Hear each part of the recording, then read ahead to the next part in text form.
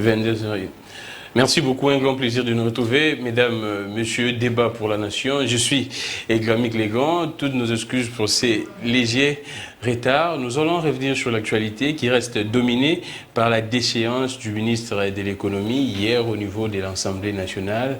Vraiment, c'est inédit, si je pourrais dire comme ça fait longtemps, depuis 2006 et jusqu'à présent, aucun ministre du gouvernement central n'a été déchu par les parlements. Une victoire pour l'équipe Mosso, ou soit les parlements, l'Assemblée nationale de Mbosso-Kodia. Nous allons parler avec nos invités, une faillite de leadership de cette nouvelle coordination de l'Union sacrée qui est pilotée par Batulukwebo, Jean-Pierre Bemba et Samalou Kondé. On ne sait pas. Nous allons revenir également sur la situation à l'est du pays, l'insécurité avec les attaques des M23. Nous allons également parler du processus électoral, sans oublier l'élection de gouverneur et vice-gouverneur. Est-ce qu'il y aura toujours élection ou pas? Nous tendons déjà.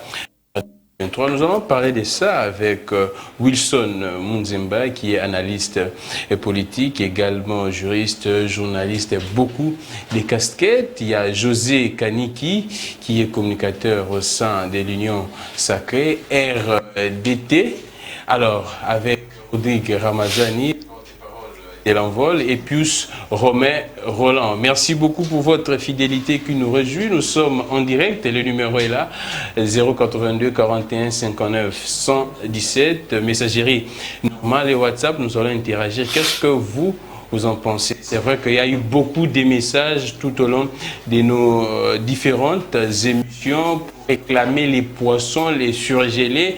Alors, les députés, les élus du peuple ont écouté la voix populaire. Les élus ont déchu les ministres. On va en parler. Qu'est-ce que vous en pensez? Écrivez-nous. Vous n'êtes pas moindre. Parfois même, vous avez des arguments et des opinions tellement très costauds que les invités qui viennent ici. Je suis Gramic Légan. Merci beaucoup à la grande équipe. Merci à Fia Lungela. Merci beaucoup à Réveil.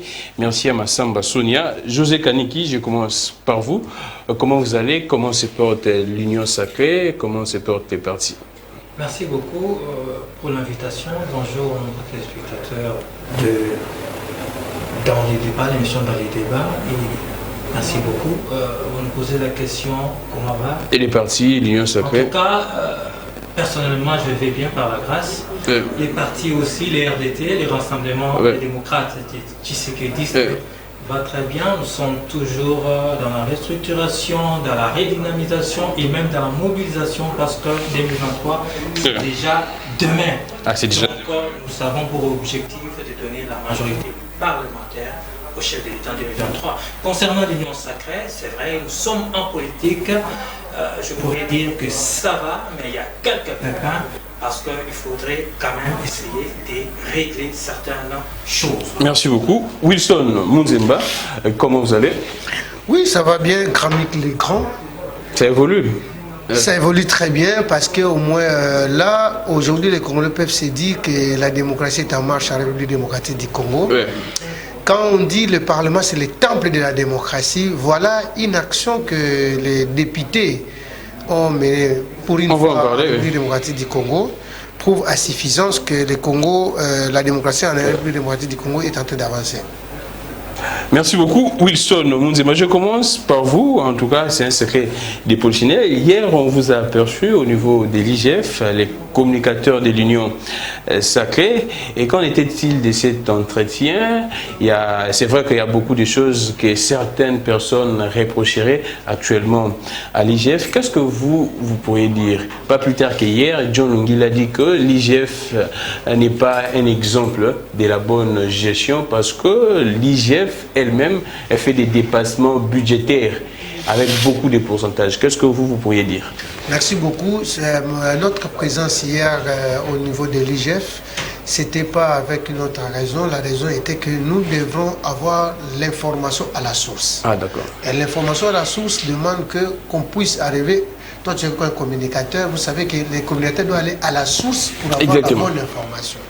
Aujourd'hui, tout le monde est en train de traiter, même moi-même, j'étais légèrement ignorant du fonctionnement l'inspection générale des finances, parce qu'on avait une autre vision, une autre conception par rapport à l'IGF. Aujourd'hui, au moins, nous ne sommes pas allés seulement les communicateurs de l'Union sacrée, les hommes des médias, s'il vous plaît. Ce n'était pas une histoire apartée, comme on a toujours eu l'interprétation de donner une certaine connotation, une interprétation fallacieuse, mais plutôt nous sommes allés comme des hommes des médias, parce qu'il y avait et les journalistes, et les hommes des médias. Et d'ailleurs, il y a une petite campagne qui s'est faite déjà au niveau de l'IGF, où il y a toutes les couches de la population sont invitées pour s'enquérir, pour en savoir plus quelles sont les actions qui est en train de mener l'IGF. J'arrive sur la question que notre ami a postée sur son tweet. C'est vrai, c'est la liberté d'expression, mais ce n'est pas un libertinage. Et nous, on nous a donné les éléments probants par rapport à ces pourcentages exagéré qu'on est en train de heureusement que l'IGF n'a pas réfuté cette information. Il n'a pas réfuté l'information est vraie, mais qu'est-ce qui s'est passé? Plutôt, il nous a expliqué les mécanismes qui ont abouti que ça y arrive à ce stade-là. Donc l'IGF a justifié son dépassement budgétaire. Non, il n'a pas justifié. Attends, c'est ça la mauvaise information qu'on voulait plutôt qu'on arrête un peu. En fait, l'IGF, par rapport au système de fonctionnement budgétaire, l'IGF n'était pas incorporé au budget directement. Ah, d'accord. Alors, maintenant, par rapport aux prérogatives, avant que l'ordonnance soit signée, les budgets étaient déjà votés en amont. D'accord.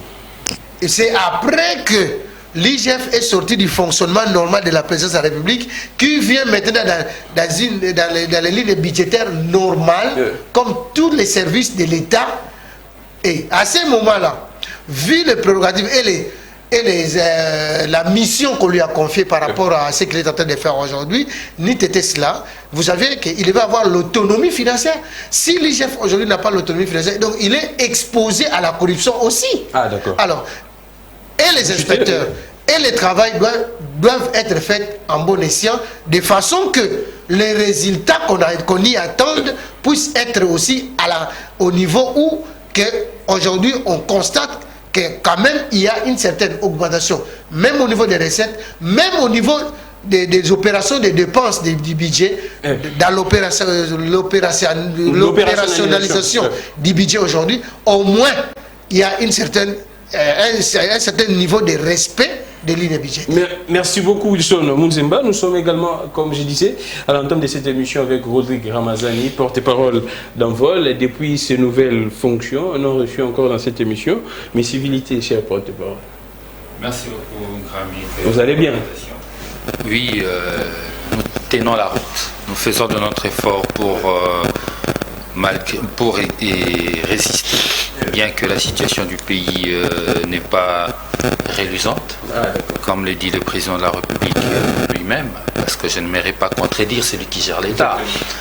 Donc là, je suis heureux d'être là. Je salue le co-débatteur que j'ai trouvé ici, la population congolaise qui nous regarde à cet instant. Vous êtes actuellement dans l'opposition, dans la résistance, ou vous positionnez où en vol actuellement? Tout en respectant l'opinion des autres qui disent qu'ils sont dans la résistance. Nous restons légalistes, les républicains. Et le pays reconnaît des mouvements, je crois, il y a la majorité. Et à l'opposition, conformément à la loi portant statut de l'opposition, qui reste la loi Sessanga. Donc nous sommes dans l'opposition politique. Merci beaucoup Rodrigue Ramazani. Votre leader, Délice Sam, a parlé de la délinquance financière. Je prends également ça comme biscuit de l'émission pour vous. Il y a une information, une révélation de la part du journaliste John Lungila, et que l'IGF n'a même pas réfuté cette information. Lungila dit ceci: c'est scandaleux. La loi sur la reddition des comptes 2020 déjà disponible dévoile la gestion calamiteuse à l'IGF. Jules Alinguetti et son IGF en dépassement budgétaire de 950%. L'IGF a fait un dépassement budgétaire au taux de 950%. Qu'est-ce que vous pourriez dire? Tout ce que je peux dire, c'est les bons élèves. Oh, les bons élèves de qui? Vous savez, la présidence, c'est la meilleure l'institution, la première institution qui est évaluée excellent en termes de dépassement, budgétaire. N'est-ce pas? La présidence elle-même est évaluée déjà dans ce sens-là, qu'il est en dépassement budgétaire à tout moment. Quoi de plus normal? Une structure qui est alignée au sein de la présidence, soit dans un dépassement budgétaire. Mais moi, au regard de tout ça, c'est qui me choque le plus. Parce que nous militons comme la nation laissée, nous militons pour la réduction du train de vie de l'État. Exactement. Parce que nous estimons que l'État, prenant 80% du budget national pour lui seul, c'est exorbitant. C'est ce qui permet à l'État à ne pas souffler, ne pas créer des richesses et ne pas créer de la croissance pour finalement arriver à être un État émergent. Mais ce qui fait mal dans tout ça est que vous savez qu'aujourd'hui, les championnats locaux, la Linafoot, exactement, c'est arrêté. Par manque des vols domestiques, d'avions. Vols domestiques et manque d'engagement de l'État vis-à-vis de ses engagements envers Congo Airways ou d'autres compagnies d'aviation. Donc l'État n'arrive pas à respecter ses engagements. Conséquence, nos jeunes frères, nos frères qui jouent les championnats locaux, aujourd'hui ne peuvent plus s'émouvoir et s'épanouir. Aujourd'hui, ces gens-là sont forcés à rester à la maison parce que l'État est avec une conséquence directe. Avec une conséquence directe au niveau des léopards. Au niveau des léopards de l'équipe nationale. Il suffit de voir la sélection que l'entraîneur avait faite. Qui vient de démissionner même. N'est-ce pas? Donc vous constatez qu'aujourd'hui, la Linafoot s'est arrêtée, c'est grave. Mais apparemment, ça ne choque pas le pouvoir. Apparemment, oui, c'est ça. On ne parle même pas. C'est pourquoi moi je suis choqué. Je suis choqué pourquoi? Vous savez, ces jeunes-là, c'est toute une jeunesse qui est pénalisée. Ces jeunes-là, nous avons un championnat qui n'est pas professionnel. Et de l'emploi pour certains, ces jeunes-là, de l'emploi, du boulot. Voilà. Nous avons un championnat d'abord qui n'est pas professionnel. Ces jeunes-là sont payés à chaque fois qu'il y a un match de football. Ils reçoivent des primes. Exactement. Conséquence aujourd'hui, comme il n'y a pas de match de football, tous ces joueurs que vous connaissez sont au chômage, ils ne reçoivent rien du tout. Et je crois que c'est une situation qui doit alerter du point de vue politique, sportif dans notre pays. Que fait le ministre des Sports? C'est ça la question que je pose. Le ministre des Sports, vous savez, déjà, quand vous avez un Warriors qui a pris son avion en retard et pendant que le match s'est terminé, lui était encore dans les airs. Quand même, l'État a dépassé de l'argent pour lui trouver cet avion, bien qu'arrivé quand même à retard. Par manque d'avion également. Et c'est toute une cacophonie. Et si aujourd'hui nous avons ce problème d'avion, c'est à cause d'une politique publique fantaisiste, tape à l'œil, propagandiste. La conséquence aujourd'hui, nous sommes tombés dans une histoire qui ne tient pas la route et qui ne tient pas la tête. Merci beaucoup Rodrigue Ramazani, nous sommes en direct. J'aurai à lire vos messages un par un tout au long de cette émission. Nous prenons également notre sujet d'actualité, Matata Ponyo qui réfute, qui rejette la Jeep Palisade donnée comme cadeau, je dois le dire comme ça, c'est ce qu'on dit. Matata Ponyo refuse cela. José Kaniki, dans votre temps d'antenne, je sais que vous aurez à balayer certainement quelques éléments. Qu'est-ce que vous pourriez dire? C'est une demande du régime. Là, Matata Ponyo donne une leçon à tout un régime. Il dit qu'on pourrait mieux acheter, construire beaucoup d'hôpitaux, construire des routes, ainsi de suite, au lieu de donner encore des cadeaux aux députés, ou soit aux parlementaires. Merci beaucoup pour la parole. Mais d'emblée, j'aimerais juste un peu recadrer les choses. Vous savez, ça fait quelques mois, on nous disait qu'à la présidence, il y avait un dépassement budgétaire de 700%, 1000%. On a eu à spéculer. Et mon cher frère Rodrigue était aussi parmi ceux-là qui ont eu à spéculer. Et heureusement que les institutions de l'État sont quand même organisées, les institutions de l'État existent quand même. Lorsque la Cour des comptes a pris les dossiers à bras le corps, eh ben, il a été clair qu'on a eu à spéculer. Il y avait toujours un dépassement. Attendez, laissez-moi parler. Bien que de 12%. Je reste rationnel et je garde le bon sens. Allons-y, merci de révéler déjà, c'était des 12%. Alors, lorsqu'on parle des 1000%, vous n'allez pas comparer 12%. Avec les 12%, ça c'est justifié. Ça c'est justifié? Ça c'est justifié. Un dépassement peut être justifié par rapport à certains besoins de la République. Je continue en disant ceci par rapport à M. Matata, l'ex-premier ministre, l'homme de Bukangalonzo, l'homme à la cravate rouge. Nous sommes en démocratie, c'est bien beau, on peut ou ne pas accepter la Jeep. Mais seulement, la manière dont il refuse, libre à lui, mais il fallait plutôt qu'il nous explique sa façon, sa gestion. Ah oui, parce que jusqu'aujourd'hui... Au même moment que tu refuses, il devrait expliquer également surtout ça, parce qu'une Jeep vous coûte, je ne sais pas, 25-30 000 $. Vous comprenez? Non, c'est 55 000. Il n'y a pas de quoi. Il n'y a pas de quoi. 50, je n'ai pas les prix justes. Allons-y. Mais au moins, ce dont je suis sûr, c'est qu'on recherche la République et à la recherche d'au moins 250 millions du projet Boukangalonzo. Si je ne m'abuse. Alors, lorsque vous rejetez la Jeep, ok. Mais expliquez-nous aussi la direction de 250 millions et pourquoi le projet Boukangalonzo n'a pas marché au lieu de vous réfugier derrière les textes qui semblent tout simplement créer un vide. Avec courage, je m'aurais proposé plutôt. Donc vous normalisez cette pratique et qu'il y a manque d'infrastructures, manque d'hôpitaux et que l'État s'adonne au cadeau envers les parlementaires. Monsieur, je pense qu'il y a eu 3 mandatures. Jusque-là, chaque mandature, on a eu à donner.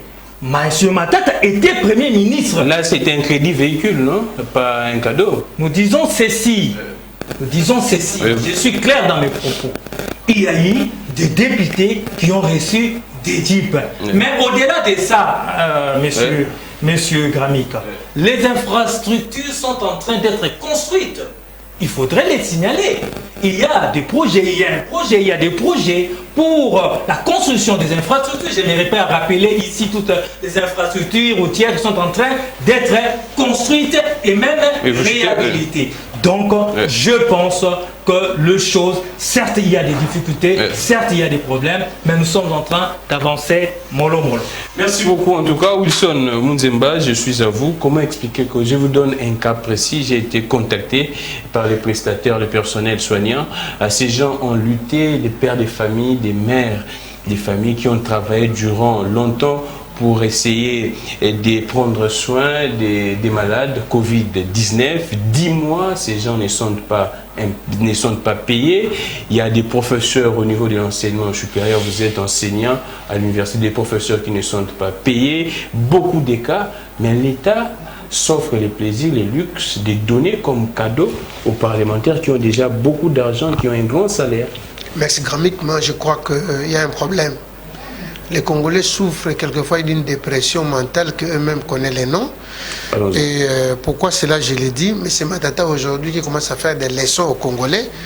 Ça serait mieux et plus élégant que M. Matata puisse commencer par justifier d'abord les projets Boukangalonzo, que M. Matata commence à justifier d'abord les projets 1000 écoles par an, que M. Matata puisse commencer à justifier d'abord le frais qui était prévu pour la construction des routes et des infrastructures, les infrastructures médicales dans ces pays. Donc, il est libre de refuser, ça c'est tout à fait normal, il jouit de cette liberté-là, mais à une seule condition, qu'aujourd'hui qu'il ait la franchise aussi de dire aux Congolais, voilà, au moins j'ai commencé Boukangalonzo qui n'a pas marché, mais avec le même moyen que j'ai pu avoir au moins les crédits pour construire mon université. Ça serait plus élégant. Je reviens par rapport aux besoins des Congolais. Les Congolais souffrent. C'est vrai. Je suis Congolais, des pères et de mères, s'il vous plaît. Des pères et des mères. Je te dis, tu sais qu'il y a des Congolais dans ces pays qui arrivent à engager même des maisons de lobbying à l'extérieur pour qu'on efface et seulement qu'on évite la loi sur l'identité du Congolais. Qui est ce Congolais? Mais attends, je vais y arriver tout à l'heure là. Mais je vais citer les noms. Je vais citer les noms et les cabinets. Je vais citer les cabinets aux États-Unis. Mon cher José, vous pouvez imaginer quelqu'un qui fait seulement la démarche pour dire que moi je dois être candidat président de la République en 2023, mais que les Congolais ne puissent pas avoir l'identité. Je reviens par rapport au peuple.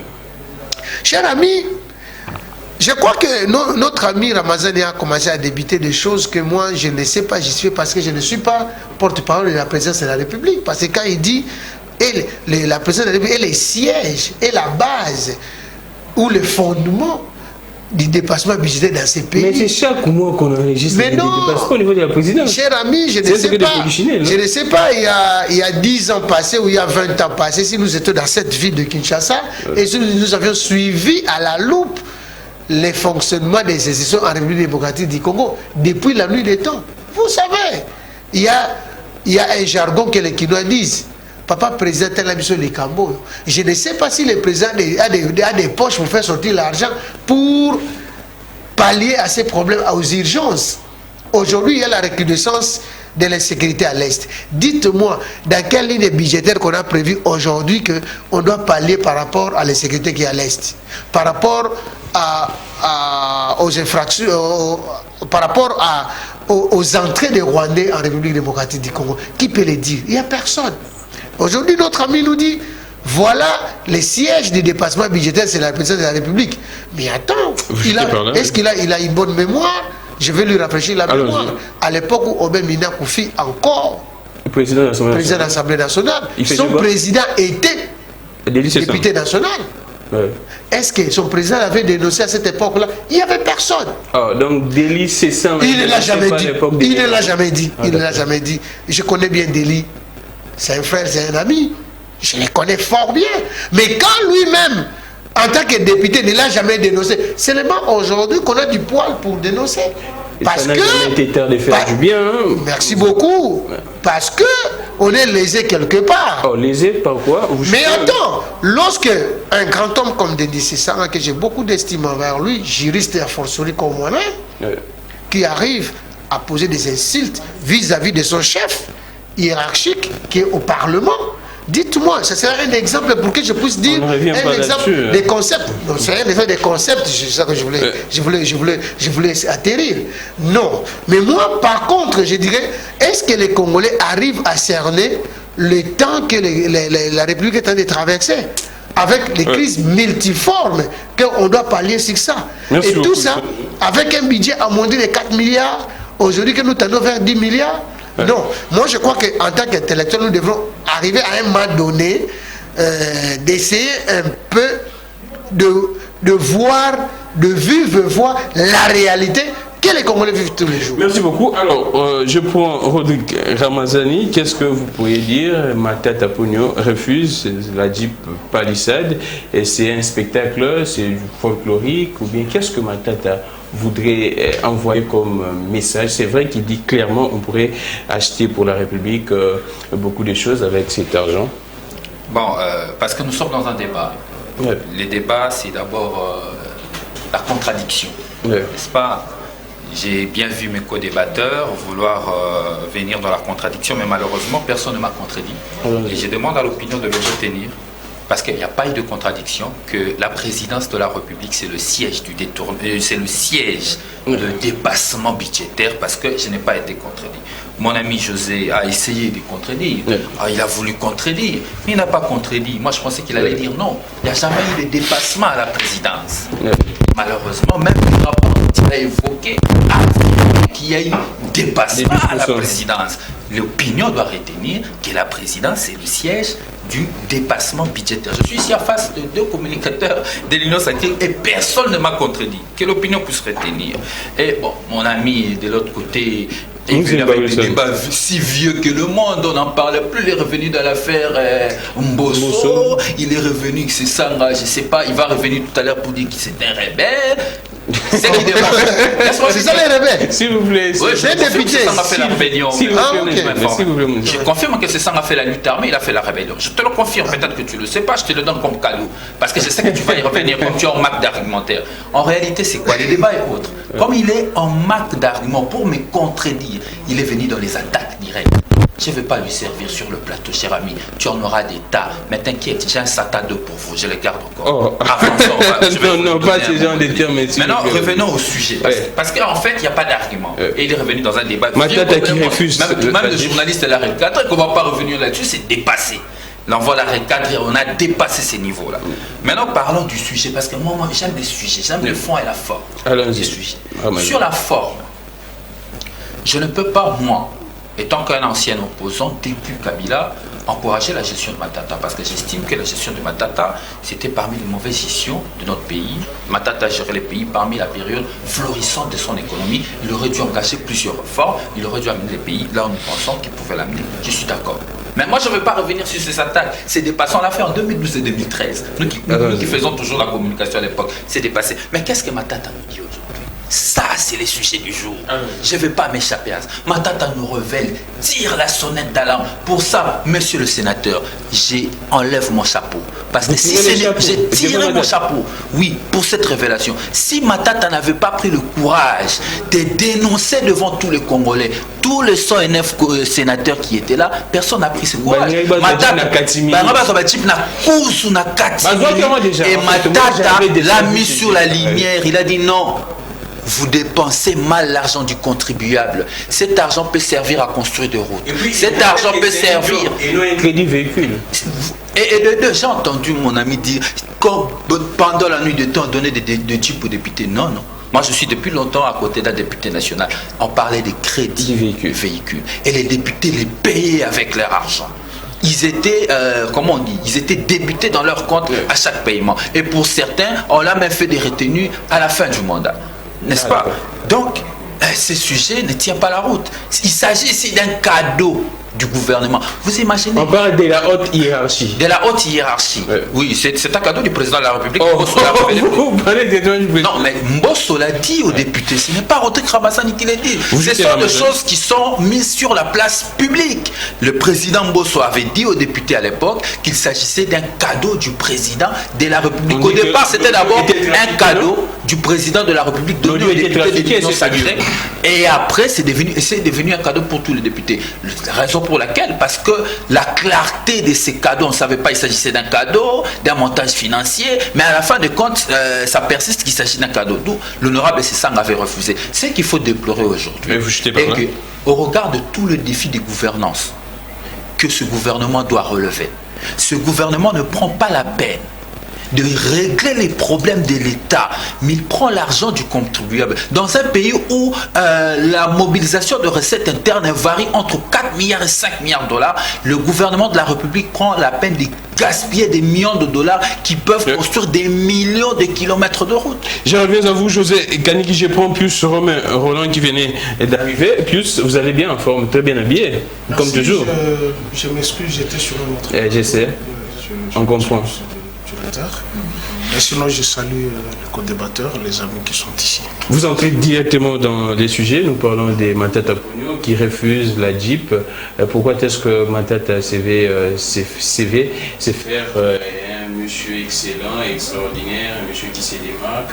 C'est du tape-l'œil. Qu'est-ce que Matata avait exactement fait? C'est parce qu'il est en conflit actuellement avec Batsou Kwebo qu'il refuse cette Jeep. Non, je pense que si le pouvoir public pouvait écouter ce que nous disons sur le plateau de télévision, on ne pouvait même pas arriver à ce genre de choses. Je pense que mon ami l'a explicité, mais il n'a pas bien explicité. Il n'a pas bien explicité. Moi, je suis un ancien assistant parlementaire. J'ai assisté mon grand frère qui était député national élu de Kipushi dans le Haut-Katanga. Voilà comment ça s'est fait. Les bureaux de l'Assemblée nationale entrent en contact avec un concessionnaire de véhicules. Entre en contact. Ça n'engage pas le gouvernement. Ça n'engage pas le gouvernement. Non, c'est dans le budget de fonctionnement de l'Assemblée nationale. Il entre en contact avec une entreprise, une firme, pour une souscription. On fait une offre, un appel d'offres à tous les députés. Il y a ceux qui avaient souscrit pour 2 véhicules. Ah, d'accord. Si. Il y a ceux qui avaient souscrit pour 2 véhicules. Il y a ceux qui avaient souscrit pour un véhicule. Il y a ceux qui avaient refusé de souscrire. Et comment on procède? Vous avez souscrit pour 2 véhicules. Vous avez un émolument de $10 000. Si pour un véhicule, on pouvait vous ponctionner $2 000 le mois, c'est-à-dire on fait l'échelon de l'année pendant 5 ans de mandature, on fait les calculs des avantages que vous avez à la retenue déjà à la banque. On ponctionne, on donne au concessionnaire. Si vous avez pris 2 véhicules, on les fait x2. Et pour ceux qui avaient pris 2 véhicules, ils en ont vendu un pour apurer les dettes qu'ils ont pendant la campagne. C'est ça la pratique. Il faut qu'on apprenne à ceux qui ne le savent pas. C'est ça la vérité? Oui, c'est ça la vérité. Il y a ceux qui n'ont jamais souscrit. À cela, ils ont voulu avoir leurs émoluments. Il y a ceux qui ont eu le crédit immobilier dans des banques. Il sait qu'il est député national, on lui paye $10 000, il n'a pas une maison, il obtient un crédit à la banque qui n'engage pas l'Assemblée nationale, ni le gouvernement. Ça sera récompensé par ces émoluments. Mais malheureusement, avec ces régimes de la malédiction. Non, il faut dire, qu'est-ce qui est malédiction? C'est ce qui est mauvais, non? Allons-y. Mais mon frère l'a dit.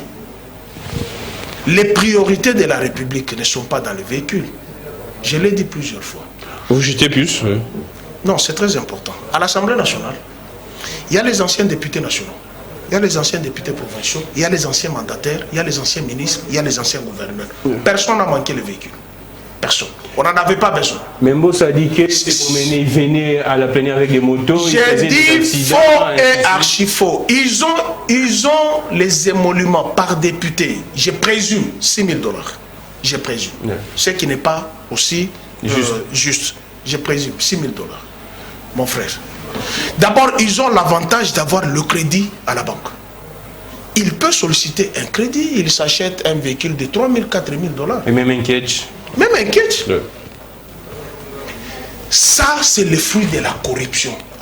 C'est la corruption. C'est la corruption. Je vais te donner les différences. Oui, vous chutez. Mbosso dit, c'est le cadeau du chef de l'État. N'est-ce pas? Non, un audio trafiqué. C'est pas trafiqué. Il y a eu même des vidéos. C'est pas trafiqué. C'était dans une réunion. S'il vous plaît. C'était dans une réunion. Et Eliezer Ntambwe dit, c'est une souscription. Vous allez souscrire alors que les autres n'ont jamais souscrit. Vous allez donner les véhicules aux gens qui n'ont jamais souscrit. Et notre son dit... Montage financier. Non, pas montage financier. C'est les véhicules de l'Assemblée nationale. Après les mandats, on va remettre à l'Assemblée nationale. En réalité, c'est quoi? Ces véhicules ici, c'est le fruit de la corruption. Après avoir, s'il te plaît, après avoir désarticulé les institutions, il fallait faire tomber 3 têtes pour obtenir ces véhicules. Mabunda, Tambo Mwamba et Ilunga Ilunkamba. Maintenant, Matata refuse. Pourquoi? Vous chutez par la vie de plus. D'ailleurs, je ne sais même pas pourquoi il a refusé. Il aurait dû prendre pour me les donner. Mais oui, il ne pouvait pas refuser. Il aurait dû prendre pour me les donner. Au fait, la réalité, c'est ça ce que mon frère nous a dit. On est dans la jouissance. Allez sur l'avenue Lukusa ici, ou l'avenue Tombalbaye. Allez voir le spectacle. Il y a quoi qui est là. C'est quoi? Comment est l'état de notre route? Ah, d'accord. Allez sur Cabinda. Non loin du palais du peuple. S'il vous plaît. Donc, vous allez défalquer 27 millions pour l'Assemblée nationale. Merci beaucoup, Puce. Et puis, le Sénat, ce n'est pas 109. S'il vous plaît, Puce. C'est 108. S'il vous plaît, il faut mettre Kabila de côté. Ne les mettez pas dans cette... Merci beaucoup, Puce. Nous sommes en direct. Merci beaucoup pour vos messages. Je prends José Kaniki. Nous prenons Jean-Marie Kalumba, ministre de l'économie, déchu à l'Assemblée nationale. Sur 368 voix exprimées, 277 députés ont voté pour la déchéance de Jean-Marie Kalumba. Seulement 79 élus se sont opposés à la motion contre les désormais ex-ministres de l'économie, tandis que 12 autres députés ont opté pour l'abstention. Qu'est-ce qui s'est passé hier? L'échec du leadership de l'actuelle coordination de l'Union sacrée, parce que c'est un secret des polichinelles. Je pense ce week-end, ou soit le week-end de la semaine dernière, il y avait une réunion au niveau d'un hôtel ici où il y aurait eu un mot d'ordre de ne pas faire tomber Kalumba. Qu'est-ce qui s'est passé? Merci beaucoup, mais je reviens un peu sur ce que Pius venait de dire ici. Par rapport au processus de l'acquisition des véhicules, il n'y a pas de débat, il dit la vérité dans le sens au crédit, ainsi de suite. Mais lorsqu'il parle quand même de corruption, ça s'éprouve la corruption. Ça ne se déclare pas sur un plateau de télé. faudrait dire quand même que ça s'éprouve. Au-delà de ça, vous voyez, une institution ou un individu corrompre les députés du camp Katumbi, les députés du camp MLC, les députés du camp Kabila, du FCC, 500 députés, parce que j'aurais appris qu'il y avait 500 types. Et il y a même, je ne sais pas, 100 pour les sénateurs. Donc, en fait, on corrompt toute la République. Maintenant, si vous avez encore, j'ai dit vous, parce que vous êtes en réalité du FCC. Oh non, c'est un journaliste. D'accord, je n'en disconviens pas, mais journaliste, mais tendance FCC. Et c'est des activités du FCC. C'est de son droit. La presse peut avoir une tendance. C'est de son droit d'être du FCC. Bon, je disais ceci. Si vous êtes, vous avez plus ou moins 160 députés aujourd'hui, si il y a 150 qui acceptent la corruption, à supposer que c'était la corruption, franchement, c'est désolant et c'est regrettable. Et du côté de Katumbi, ils ont plus ou moins 70 députés. S'il y a 70 députés qui acceptent la corruption, eh bien, c'est encore regrettable. Voilà pourquoi, clairement, il est établi que ce n'est pas la corruption. Et ceux qui pensent que c'est la corruption, ils peuvent tout simplement aller en justice, rester en justice pour prouver afin que la République paye dans ces sens-là. Les présidents disent que, s'il vous plaît plus, les présidents disent que la justice est instrumentalisée, hein? Je continue en disant ceci, monsieur Gramy, par rapport à votre question. Qu'est-ce qui s'est passé hier? Premièrement, sur tous les plateaux, je l'ai dit, avant qu'on en arrive à la journée d'hier, je le disais même, que c'est une prérogative constitutionnelle reconnue aux députés nationaux pour pouvoir contrôler la gestion de la République, ainsi donc contrôler les ministres sectoriels. Là, il n'y a pas débat. Mais au-delà de ça, à notre humble avis, la procédure, ça c'est moi qui parle, la procédure n'avait pas été respectée. Mais au-delà de ça, restant rationnel et gardant le bon sens, la plénière souveraine a décidé de pouvoir mettre les débats, disons, examiner ces dossiers-là. Et on en arrive à la déchéance. Je dis bravo. Je dis bravo pourquoi? Cela prouve que dans une même famille politique, aujourd'hui, on ne se fait pas des cadeaux. Ah, d'accord. On ne se fait pas des cadeaux, pourquoi? Pour l'intérêt de la République. Parce que autrefois, je ne peux me passer de pouvoir parler d'autrefois. Parce qu'on nous a quand même géré 20 ans. Vous comprenez? Pendant 20 ans, ça serait réglé... Vous chutez? Merci. Ça serait réglé entre amis, entre copains. Mais aujourd'hui, lorsque les députés constatent, l'Ibrahim constate que le ministre n'a pas mené à bien la politique de la République, de la nation, il est normal que si on doit les déchoir, on les déchoit. Et puis, on va remplacer une autre personne qui pourrait peut-être faire mieux. Mais seulement, je me pose la question, est-ce un problème d'individu? Est-ce que c'est l'individu qui est incompétent? Ou bien c'est le système dans lequel les systèmes, vous piégez, non? Je ne me piège pas. Ah, d'accord. La République n'a pas commencé avec ces régimes. Merci beaucoup. Et nous sommes dans un système où l'économie, entre les mains des individus, ils peuvent toujours mettre les paquets. Parce qu'il faudrait quand même les reconnaître. Ce ministre a amené le... Vous parlez des 700 000 qui auraient été distribués. Exactement. Exactement. C'est pourquoi, c'est pourquoi nous disons, lorsque nous entendons parler déjà de 700 000, et moi je vous dis, même dans le couloir, je vais vous brandir, je vais vous donner des éléments qui vont vous prouver qu'il y a certains de ces députés, encore une fois de plus, qui enfin jouent aux malins et les doubles J. Merci beaucoup. En tout cas, nous sommes en direct. Que la régie puisse nous balancer en illustration la photo de ce ministre, Jean-Marie Kalumba. L'auteur de la motion, c'est M. Crispin Bindoulé, député national de l'UNC. Je prends Wilson Munzemba. Qu'est-ce qui s'est passé hier? On reproche au ministre l'incompétence. Il n'y a pas une bonne politique, une politique même de l'économie. Est-ce la faute revient au ministre ou bien on doit aller élever un peu l'échelle, aller au niveau du Premier ministre, si pas le président de la République? C'est la vision du président de la République, le Premier ministre applique et les ministres et les chefs de son secteur pour exécuter. Qu'est-ce que vous pourriez dire? Est-ce les ministres ne s'est pas vu comme une victime expiatoire? Ne s'est pas vu comme une victime expiatoire, je dis non, mais plutôt nous devons passer à la réalité. Allons-y.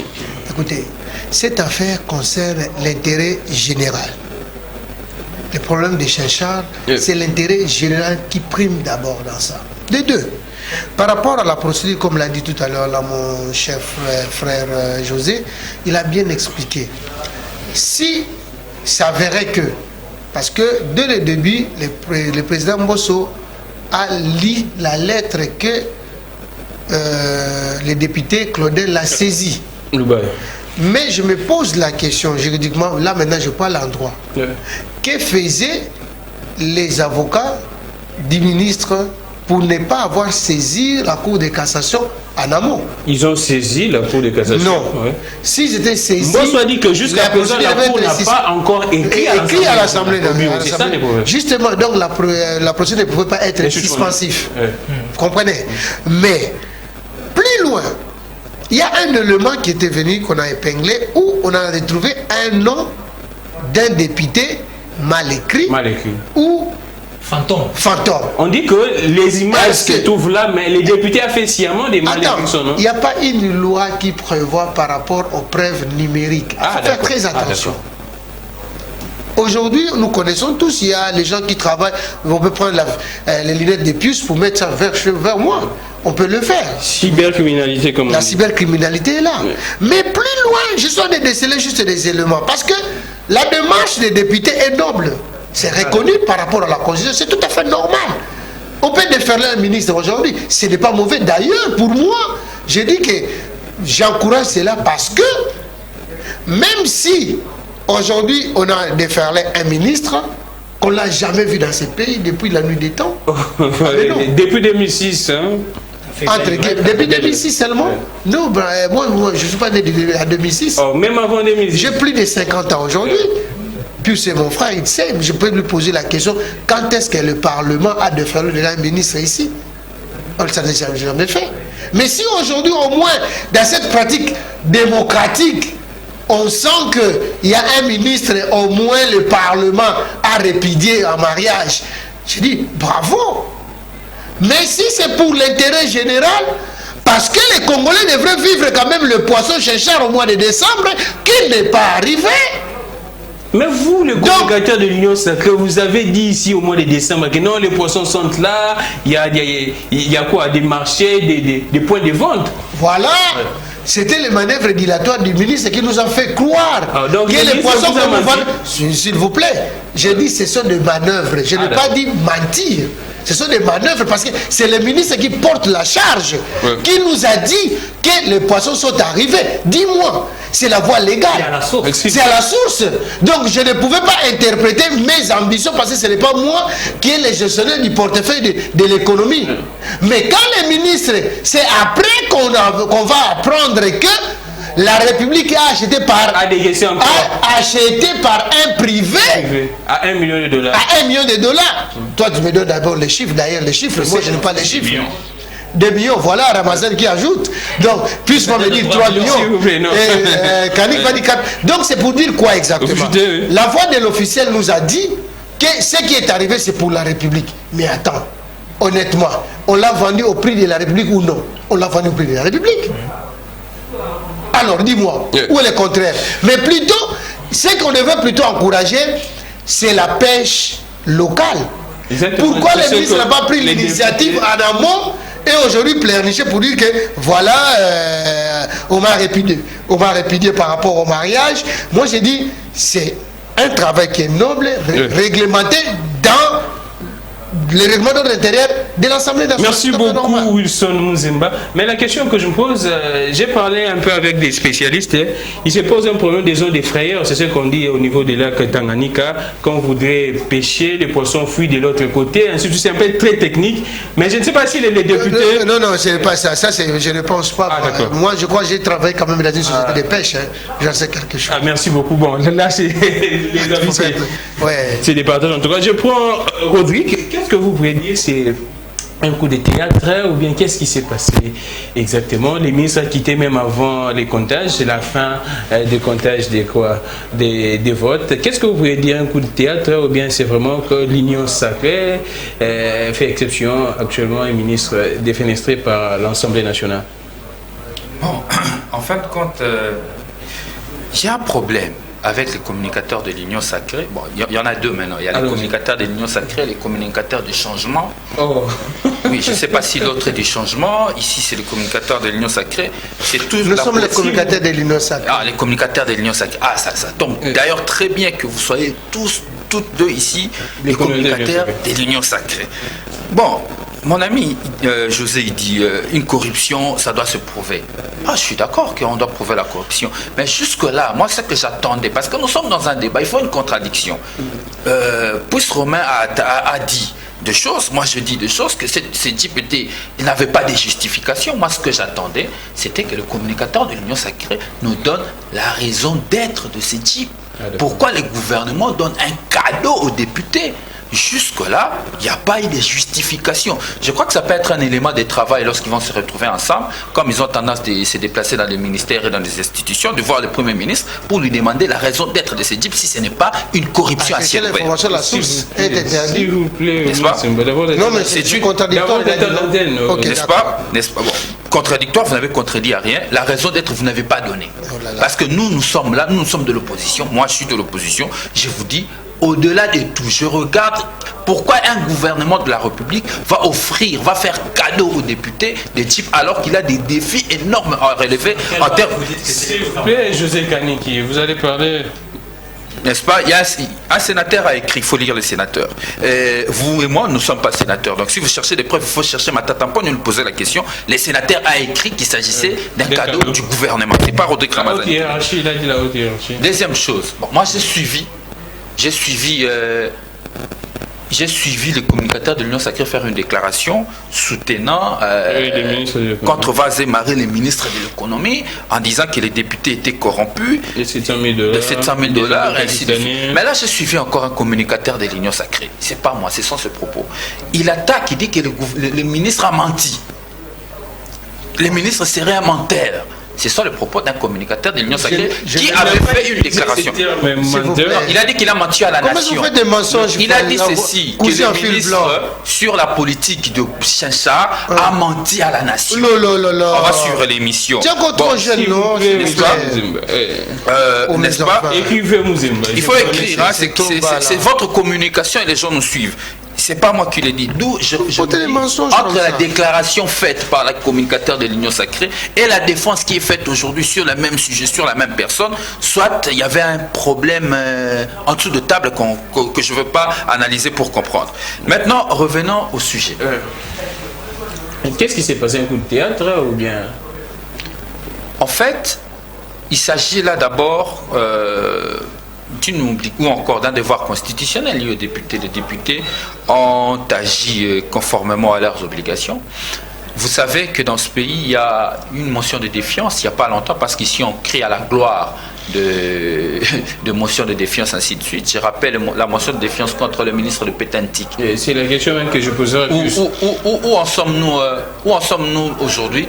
C'est étouffé, même régime, hein, étouffé. Bon, vous-même, vous avez dit, on se pose la question, est-ce que les ministres de l'économie n'étaient-ils pas victimes expiatoires pour légitimer un pouvoir? Je me pose la question, mais parce que pour le même pouvoir, il s'agissait ici du RAM à l'époque. Oui. Une escroquerie à ciel ouvert, braquage. On a braqué toute une république par les gouvernements. à travers son ministre. Mais qu'est-ce que l'Union sacrée n'a pas fait pour étouffer ce dossier? Et jusqu'aujourd'hui, la population en paye le frais.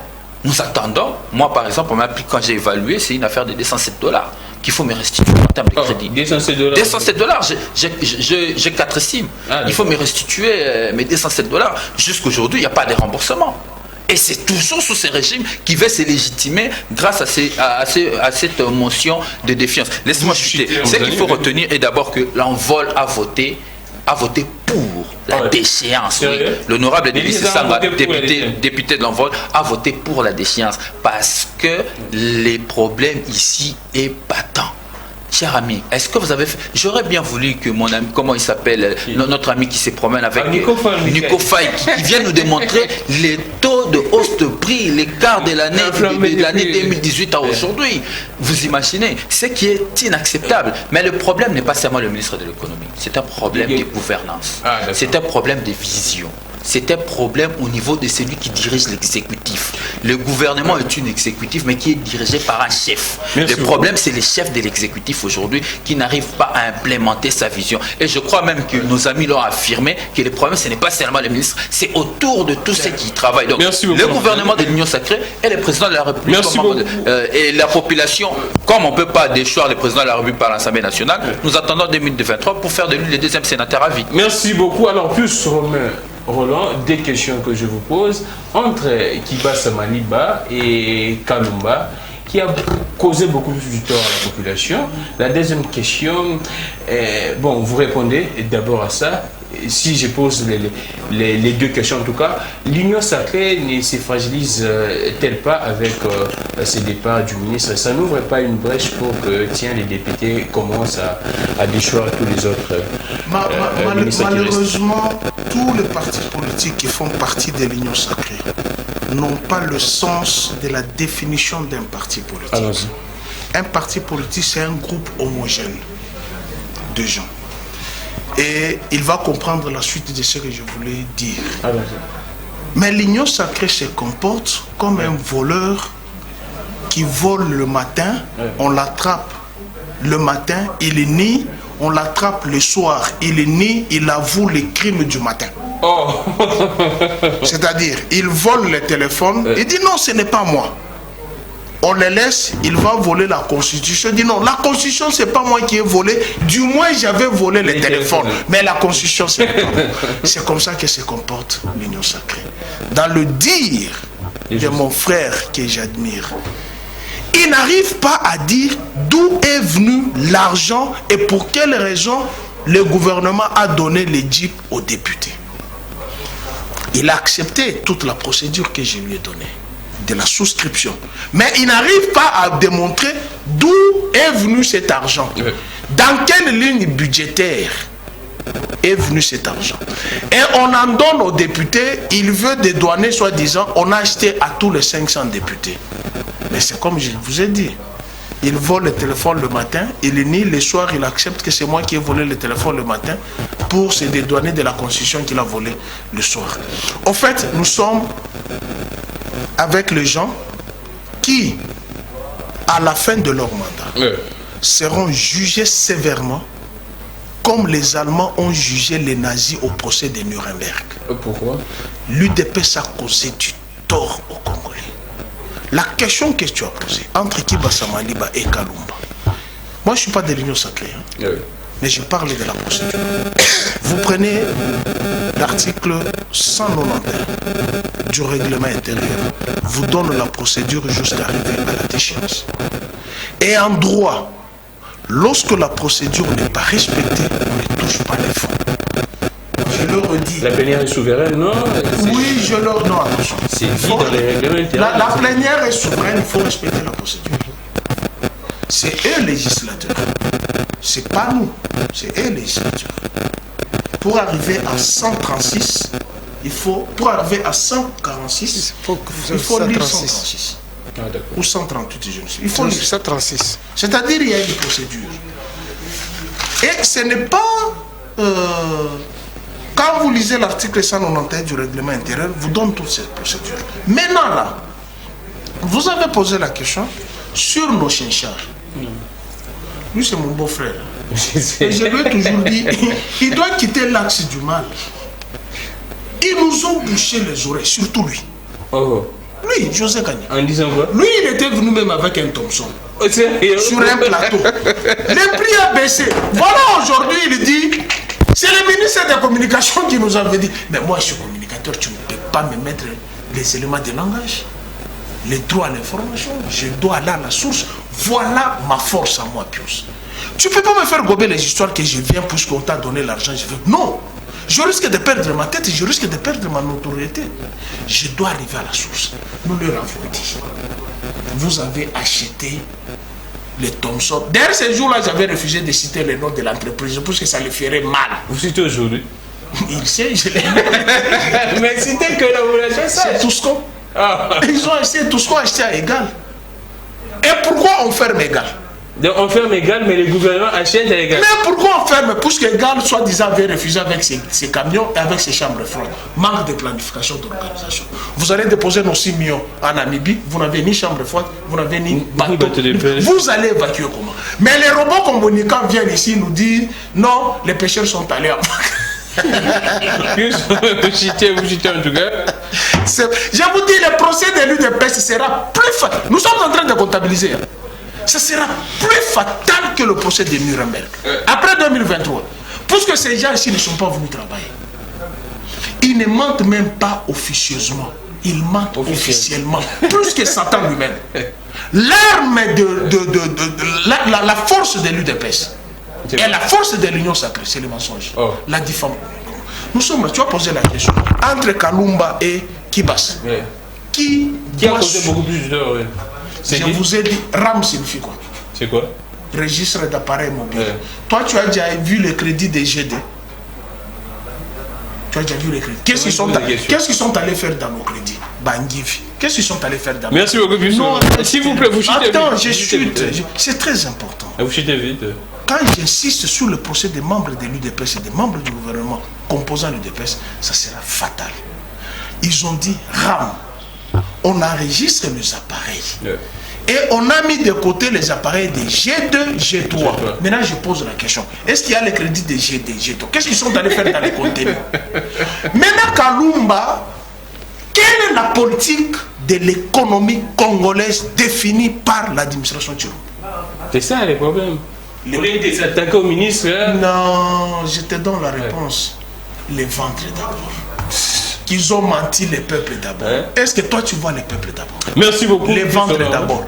Kalumba a payé le prix. Il dit la corruption doit se prouver. Mais dans le cas de Kalumba, il dit il y a 7 000 $. Merci beaucoup. On poursuit, je prends José. Quand il comprend les derniers termes, en tout cas, on prend les attaques des M23. C'est vrai, il y avait la communication du porte-parole du gouvernement provincial de Nord Kivu qui a accusé les Rwandais. Mais selon certaines informations, cette sortie médiatique a embarrassé les autorités ici à Kinshasa. Qu'est-ce que vous pourriez dire? On doit toujours aller par les dos de la cuillère, ne pas citer directement les Rwandais. Est-ce qu'on a peur du Rwanda? Qu'est-ce que nous devions faire? Parce que jusqu'à présent, les populations sont en train d'être tuées et on pense que au lieu de trouver une solution. Vous savez la différence entre moi et Pius, c'est que moi j'utilise les conditionnels. Vous êtes quand même journaliste. Vous parlez au conditionnel, tandis que lui est en train d'affirmer. C'est une nuance capitale, vous comprenez? Il dit par rapport au ministre Kalumba, moi je pense qu'il est quand même une victime par rapport à un combat juste et puis sur le juste prix. Parce que ceux-là qui autrefois étaient habitués à engager des bénéfices à 1000%, lorsque la République, à travers ses ministres, il faudrait quand même les signaler, ramène les choses ou essaye de parler, dialogue, parlemente avec eux pour ramener ces personnes afin qu'ils puissent gagner dans le juste prix, eh bien, ils sont mécontents. Avec cette affaire de rabais, de billets, de prix des billets d'avion, ça génie. Vous comprenez cette politique-là? Lorsqu'on a parlé du juste prix sur le produit pharmaceutique, pour la première fois, il y a quand même un ministre qui recherche le juste prix. Alors que depuis 40 ans, personne, aucun ministre, aucun gouvernement n'en a parlé. Un ministre doit appliquer, faire appliquer ou bien doit rechercher? Mais vous n'allez pas me dire qu'un ministre se réveille le matin et puis il décide surtout. On parlemente, on dialogue. Mais le problème, ce sont les interlocuteurs. Ah, d'accord. Qui refusent parce que mal habitués avec le régime passé. Lorsque ces gens disaient que Konzinabino, attache, dicton disons, lorsqu'ils disaient que Konzinabino ne se bazar, Namabo qu'on a vu ça. Aujourd'hui, lorsqu'ils sentent qu'il y a quand même un gouvernement ou un ministre qui recherche le bonheur du peuple, ça ne va pas le mettre d'accord.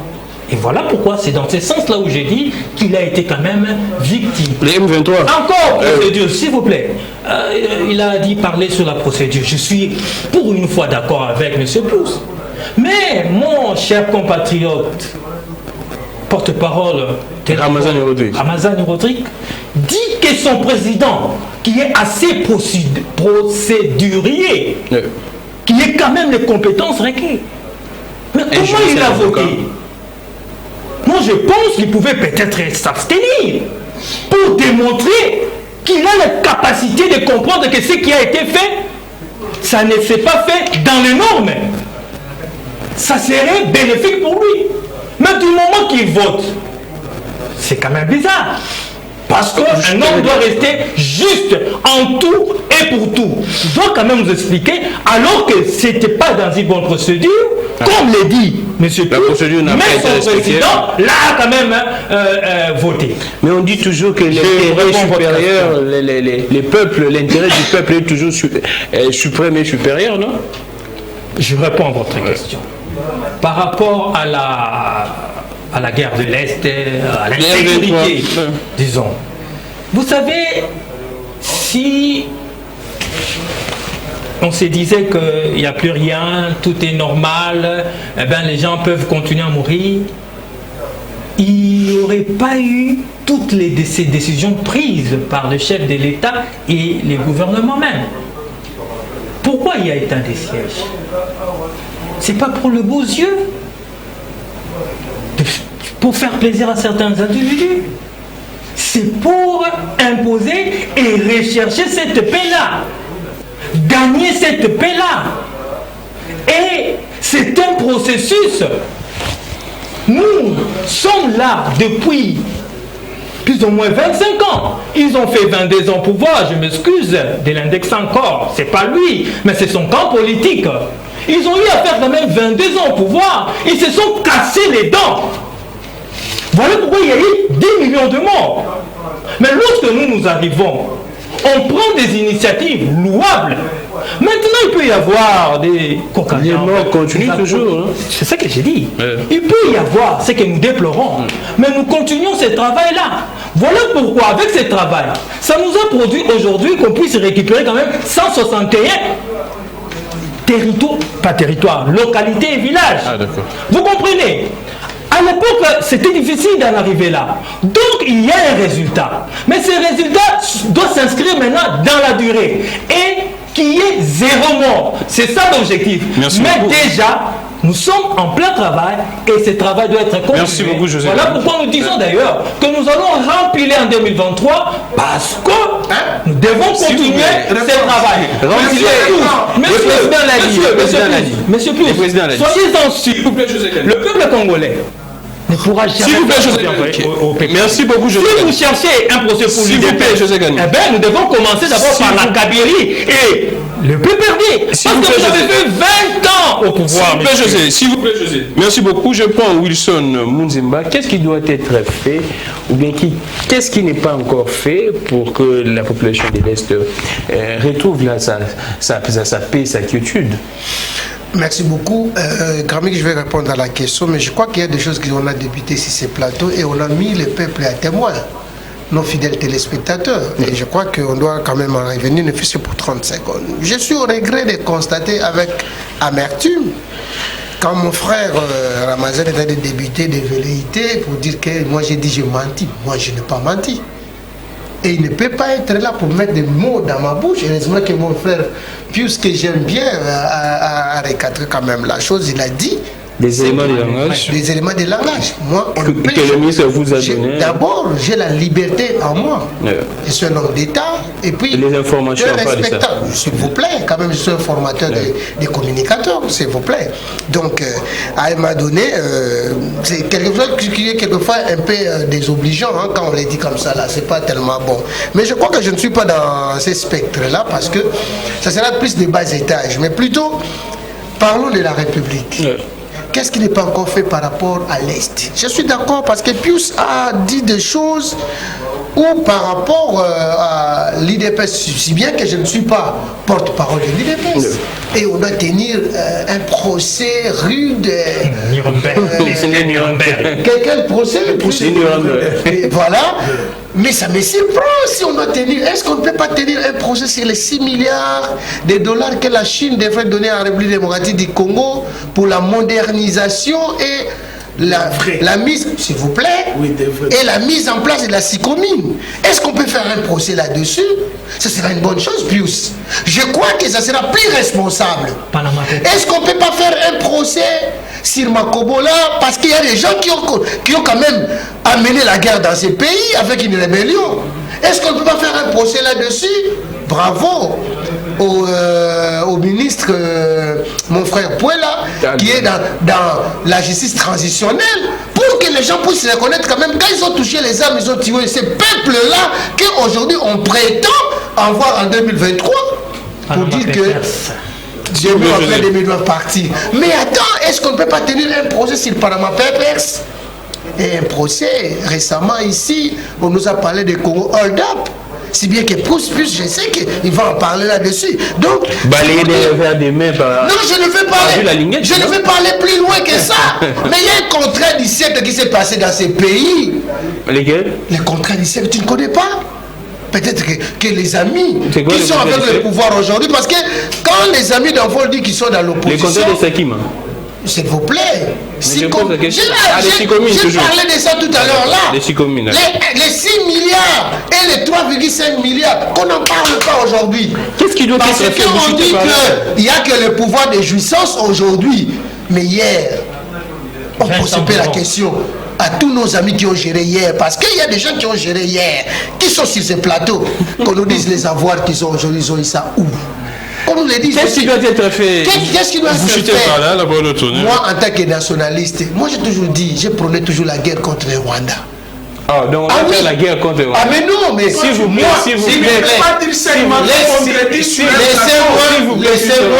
plus dire. Là, vous rejoignez Mizito. J'ai toujours été pour la guerre contre le Rwanda. Mais qu'est-ce qui m'empêche qu'il y ait la guerre aujourd'hui? C'est quoi? Parce que les amis ont amené la rébellion. Ils sont venus avec les Rwandais ici. Nous sommes infiltrés. Mais pour y arriver là, je fais réveiller le projet de loi. De qui? Tchani. Ah, merci. Voilà. Donc, Congolais de père et de mère. Si nous arrivons là, et qu'on puisse aussi, j'ajoute encore, s'il vous plaît, je vais jeter par là. Merci beaucoup, Gramik, pour que je ne puisse pas me casser les bras. Mais attends, on va identifier les Congolais. Qui est Congolais? Parce que quand je regarde la physionomie de Pius, à un moment donné, je doute, mais malheureusement, j'ai un enfant chez eux. Je doute un peu, mais dis-moi, je sais que j'ai les sangs chez eux, mais dis-moi, c'est peut-être ça, il est malgache. Oh, merci. Parce que lui, au moins, je sais, il est Congolais de père et de mère. Alors, je prends Rodrigue Ramazani. Qu'est-ce qu'on doit faire? Parce que c'est vrai qu'on en parle, apparemment on n'en parlait pas bien. Moi je me pose toujours la question.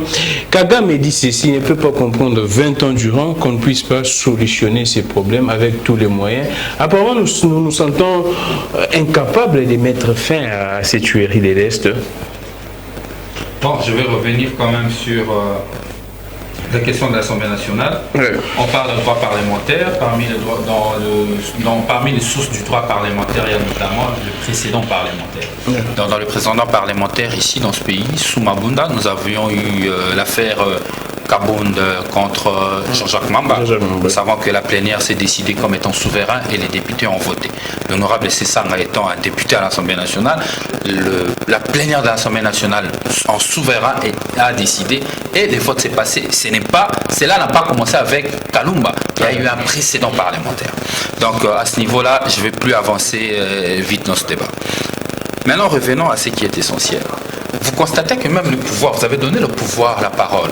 Vous savez, moi j'aurais voulu écouter la politique sécuritaire parce que nous sommes en plein état de siège. Une politique sécuritaire que le pouvoir compte appliquer pour trouver la solution de manière définitive. À l'incursion. Parce que c'est la deuxième incursion de l'armée rwandaise sur notre sol, reconnue par notre armée. Et deuxièmement, la résurgence de groupes armés, parce que maintenant, là, apparemment, il y a multiplicité sous l'état de siège. Ça inquiète. Moi, je voulais écouter ici, parce que je suis en face des communicateurs de l'Union sacrée. Donc, le communicateur de la majorité, il s'agit de leur majorité qui devait nous donner un plan. Qu'est-ce qu'ils pensent? Je ne dis pas qu'ils aillent dans l'opérationnalisation, qu'ils nous donnent au moins la politique. Défense, il faut non, secret défense, c'est l'opérationnalisation. Lorsqu'on proclame l'état de siège, c'est une politique sécuritaire qu'on a décidé de mettre sur la place publique. Mais on ne demande pas comment vous organisez l'opérationnalisation de théâtre des opérations. Ça, on ne le demande pas, n'est-ce pas? Mais malheureusement, le communicateur de l'Union sacrée a eu la parole. On n'a rien entendu de tel, à part des tergiversations, jusqu'à rejoindre la position d'Adolphe Mouzito, qui est un cadre de l'opposition, qui a donné sa position comme étant de l'opposition. Mais je n'ai rien ressenti de la part de la majorité. Donc la majorité n'a rien à proposer. C'est tout à fait légitime, parce que même l'état des sièges a été promulgué sans programmation, sans planification et sans le moyen. C'est le ministre de la Défense. C'est un rapport de la commission défense et sécurité. C'est pas Rodrigue Ramazani qui a inventé. Qui l'a inventé. C'est un rapport qui est tombé. Maintenant, qu'est-ce qui se passe? On met en place une politique hasardeuse par le président de la République. Une politique hasardeuse qui coûte beaucoup d'argent à la République sans résultat. Pourtant, nous avions déjà un cadre. Il s'agissait d'un accord multilatéral qui prônait la sécurité, qui demandait déjà aux pays de la sous-région de contribuer à la sécurité. L'accord cadre d'Addis Abeba. Je n'ai pas cité l'accord cadre d'Addis Abeba. Il existait déjà ces cadres. Qu'on venait même d'évaluer, il n'y a pas même. Mais qu'est-ce que le président de la République, décide de faire? Le président de la République décide de surpasser cet accord pour aller faire des accords bilatéraux dont nous ne connaissons pas la teneur. N'est-ce pas? Il fait des accords bilatéraux avec le Rwanda et l'Ouganda. Et jusqu'aujourd'hui, nous continuons à chercher à savoir qu'est-ce qui se passe. Parce que d'un coup, on a vu que Rwanda Air assiège Goma, l'aéroport de Goma. Le départ vraiment pour tous ces vols. Et aujourd'hui, qu'est-ce qui se passe? La République démocratique du Congo a légitimé Kagame. Kagame ne reconnaît pas les génocides rwandais au Congo. Pourtant, tout le rapport du monde demande... Rwanda a dit même que les militaires là présentés comme étant des prétendus militaires rwandais ne sont pas dans l'armée rwandaise. Là, c'est le Rwanda. Écoutez, nous avons deux sources. Il y a la source rwandaise et nous avons nos militaires, l'armée congolaise qui a communiqué. Ça veut dire, vous avez là le renseignement militaire qui a travaillé, vous avez là l'armée, la hiérarchie de l'armée qui a travaillé, qui donne une position qui gêne le pouvoir en place. Cette position gêne le pouvoir en place. La conséquence, nous voyons même la communication du porte-parole être charcutée et modelée jusqu'à caresser le Rwanda, ce qui est inacceptable. Nous avons été agressés à 2 reprises. Le Rwanda s'est introduit sur notre sol à 2 reprises et le gouvernement congolais ne dit mot. Ce qu'il faut dire aujourd'hui, l'envol l'a déjà dit, que la décision de décréter l'état de siège était une mauvaise décision parce que le président de la République avait d'autres moyens opérationnels pour résoudre ce problème. À l'époque de Jacques Kabila, la réforme de l'armée, il fallait commencer par là. Reformer l'armée, changer les... Ce sont des choses qui Rodrigue Ramazani n'invente pas. Changer les... Il n'a pas fait il y a 3 ans. Il y a 3 ans aujourd'hui, depuis la gouvernance. Et aussi, il faut doter nos militaires des outils adéquats pour faire comment dirais-je, pour faire ces opérations. Je n'oserais pas dire ici que le Congo est en guerre. Le M23 s'est réduit en un groupe terroriste. Le M23 n'est plus un groupe rebelle, comme c'était avant, parce qu'ils ne veulent pas venir conquérir le pouvoir de la capitale. Merci beaucoup. Aujourd'hui, nous sommes dans une politique hasardeuse, avec beaucoup de tâtons. Et malheureusement, le peuple paye le prix cher. Beaucoup sont devenus réfugiés, certains sont morts, et la gouvernance actuelle ne rassure pas. Et je crois que Félix Tshisekedi, notre président de la République, n'est pas l'homme de la situation. Il faut vite aller en 2023 pour changer de président de la République. Merci, le message est passé. Plus sur Roland, qu'est-ce qui se passe? Kabila, à son époque, a essayé un peu de gérer, c'est M23, non? Et qu'est-ce qui ne marche pas actuellement que les M23 ressurgissent? Mais Kabila n'a pas essayé de les gérer. Kabila les a neutralisés. Ils ont été neutralisés. Il les a neutralisés. De fond en comble, ils ont pris la poudre d'escampette vers l'Ouganda. C'est connu de tout le monde. Et qu'est-ce qui ne va pas avec Tshisekedi? Il se comporte comme les Rwandais. Oh. Oui. Tu connais la politique rwandaise? Moi, j'ai grandi avec les Rwandais. Tu connais la politique des Rwandais? C'est de nier tout en bloc. Oh, sérieux? C'est ça le comportement des Rwandais. Nier tout. Même si tu l'attrapes ici, à la pompe de main, il va nier. C'est ça la politique de l'UDPS. Et heureusement, les deux se sont bien. Il a appelé qui, frère? Kagame. Lui là, c'est mon beau-frère. N'est-ce pas? C'est déjà dit. Toi, tu viens violer notre enfant. Nous deux, nous savons que les violeurs, c'est toi. Moi, je te dis, beau-frère, il faut faire attention. Tu vois, Grammy, il a violé notre soeur. Il a tué notre papa. Il a coupé la main à notre tante. Puisque toi, tu veux que je quitte ce siège. Non. Grammy, c'est notre frère. Tu vas chez notre bourreau. Qui est le véritable bourreau? C'est toi ou c'est lui? C'est celui, mon frère, qui est le véritable bourreau. Puisqu'il n'a pas su prendre mes conseils en compte. Kabila a crié matin, midi, soir, depuis longtemps. Même quand il parle le pouvoir 22 ans, 23 ans. Kagame l'a reconnu. Toute la communauté internationale l'a reconnu. Ce que le Rwanda n'a pas pu obtenir chez Kabila, il l'a obtenu avec Chilombo. Vrai ou faux? Toi, tu as vu Rwanda ici. Toi, tu as vu Rwanda ici. Tu as vu Rwanda ici. C'est une nouvelle compagnie, juste, non? Tu dis quoi? Une nouvelle compagnie. Au Congo, pas au Rwanda. Nos avions de Congo Airways sont où? Kenya Airways vient de retirer les avions, mais il y a un prince à New York, à Dubaï, avec les jets et les champagnes. Tu oublies? C'est qui? Toi, tu n'as pas vu la vidéo? Non, je ne connais pas. Le nouveau prince. C'est qui? Informez l'opinion, plus. Anthony Tshisekedi. Ah, tu n'as pas vu. Ah, d'accord. Mais le Congo vient de payer $20 000 avec les jets que le ministre des Sports a pris en Angola, qui a survolé l'espace. J'ai les sons de Bakambu ici. Oh, qui dit quoi? Je t'avais dit ici, non? Quand le Congo sera éliminé, la première victime, chef de l'État. Fekofa, entraîneur, arbitre, Bakambu dit ils n'ont rien reçu. Oh, sérieux? J'ai les sons de Bakambu. Envoyez-les-moi. Non. Ils n'ont rien perçu comme argent? J'ai les sons de Bakambu. Donc ils ont joué... Tu veux que je mette ça? Oui. Ce n'est pas un audio trafiqué là. Donc moi mon son là, tu entends quelqu'un qui dit je préfère rester à Marseille que venir au pays où il n'y a rien. Je vous avais dit ici, sans planification, sans organisation, il n'y aura rien. C'est ça le tâtonnement de cette administration. Je pense que Ramazani a raison. Il faut chasser ces gens ici. Oh, non. Je vous dis, il faut chasser. La Constitution donne une chance au président de se représenter. On te donne la chance de se représenter lorsque tu réponds à mes besoins. Dis-moi de tous les 858 promesses tenues dans ce pays.